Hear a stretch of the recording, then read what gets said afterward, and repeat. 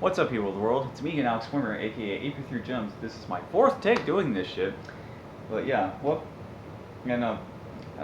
to another House graphic novel review. But before I get to that, I'm going to explain why I've been off of YouTube for a couple days. I am still, I'm still trying to process the fact that Desmond Mofa, aka Etika, is gone, is passed away.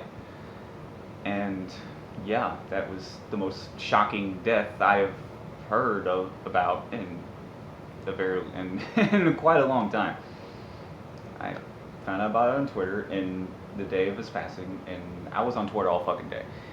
And yeah, and it, his loved ones are devastated, family's devastated, his fans, all of us Joy-Con boys are are are devastated to say the very least, and it was absolutely shocking. I still feel like it's not real.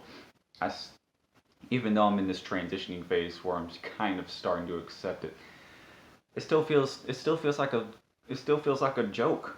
I still wish he could, just come back and miraculously survive his death, but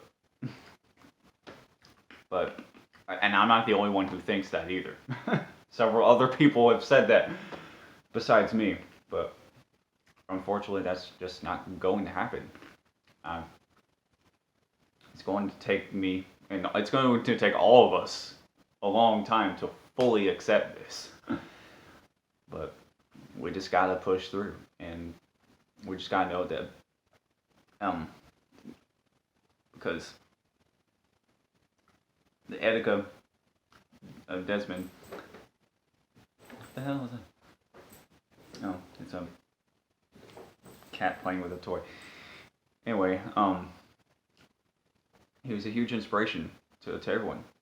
It was inspiration to me. He made me laugh no matter what mood I was in. He always put me in a good mood, and one of my biggest inspirations. And he never was afraid to be himself in his videos, and he always knew how to make everyone happy, on and off camera. And but we just have to remember, even though that he passed, we have to remember he's fully he's he's fully done with the he's he's free of pain finally, and he's with us. He's with all of us, and that's the absolute best way we can look at this. So yeah. On a lighter note, I'm going to finally talk about this because yeah, I've had so many takes on this. Hopefully my phone won't die in the process, but this this graphic novel, Loud and Proud. I thought it was every story in it was going to be random and not connected to anything like the previous graphic novels, because number five, Alone in the Dark, that was different in how all of its comics were connected to one big story throughout the whole thing. Turns out this one is too. I didn't realize that when I first got it, but after reading the first chapter, Buckle Up, it was at that point I realized, oh, this is another one of these. We are doing this again, and that's really cool.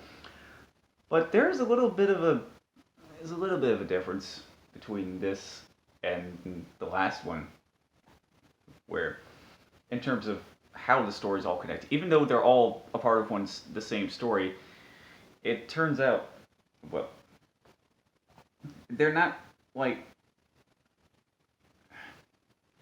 how the characters, because what actually happens in this, Lori is driving every single member of the Loud family to a certain destination, and it's all through one continuous thing.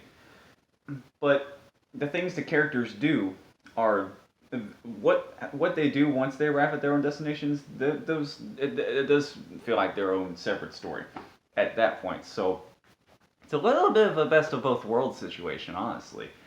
And yeah, so that's neat. And we got all kinds of characters showing up in here. Um, well, I think Stella appears in these comics for the first time, and I hope she'll show up in the treehouse too. I really hope she'll show up in the Ultimate Treehouse someday. I feel like she will. She's such a fan favorite, And they did update some of the descriptions slightly for some of the existing characters for that have been in here since the first graphic novel. Yeah, I was wondering if they did it, but yeah, I'm glad they finally changed the descriptions for some of the characters slightly for that have been the same since day one. And yeah, we get descriptions for characters you wouldn't think, like the librarian, for instance. And so her name is, I forget what her name is. It's a Molly Weta, whom I'm sure is named after Whitney Weta, one of the show's writers. And we have Myrtle appear for the first time. She was in the episode the hell is it called? Instagram. And we got some other miscellaneous characters in here too. We got Honey's coworkers. We got the Morticians Club that Lucy's a part of, and Lucy and Haiku. And Chunk and Sam return, and I think this is Chunk's first appearance in the comics. And we even have all the freaking pageant queens show up in here from Gown and Out, and freaking Lindsay Sweetwater. I think this is her first appearance in color, because her first physical appearance was in the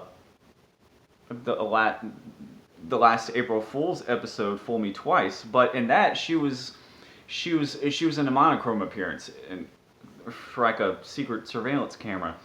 This time she's in full color. She wears like a teal dress and has orange hair and a turquoise bow as well, with a like white earrings and a pink lipstick. So yeah, I'm just going to give my overall thoughts throughout the rest of this, and this graphic novel is really fun. All the even reading these graphic novels, it still feels like a wild ride, just like the show it's based on, and especially Luna's story with Sam and Chunk. That one's a thrill ride. Lola's is entertaining. All of them are entertaining, but I think Luna's and Lola's chapters are some of my favorites. And if I had to pick, just objectively, I guess. So, because I love the entire graphic novel. I love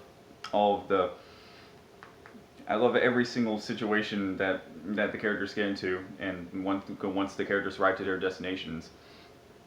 And there's just one part where Lincoln's trying to meet up with his friends, but they're all jumping around to like 5 to 10, 15 different places throughout the whole span of the whole comic. And he finally meets up with them at the end, and Lynn is the last one to be dropped off somewhere, but turns out all she wants is to race Lori back home on foot. So we have Lynn on foot versus Lori on car driving back home. So yeah, it turns out Lori beats her. I thought Lynn was going to, like, miraculously, but Lori beats her. She actually walks home, and then Bobby comes in and stays in Vanzilla. And what's funny, what he says is he says, not exactly how I thought I'd be spending my time with Lori when she said she needed me. So yeah, all in all, this graphic novel, it's really fun.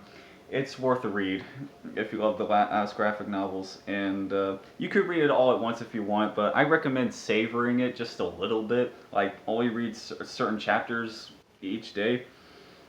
So if you want to savor the experience, so they give previews for like the next couple graphic novels actually, which is interesting. I want to talk about number 7, The Struggle is Real, because number 7 was originally supposed to be The Struggle is Real was originally supposed to be the 4th graphic novel, but I thought that got canceled. I thought that flat out got replaced with Family Tree. Turns out that got pushed back several graphic novels ahead. It's actually going to be number 7 now. And number 8,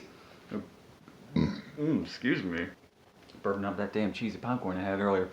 From friggin' anyway, Orville Redenbacher is the best. Number 8 is actually, what's it called? The thing closed at me. It's called Live in La Casa Loud, and this one is going to feature the Casa Grandes, just like just like I think number 4 did. The last graphic novel that featured the Casagrandes.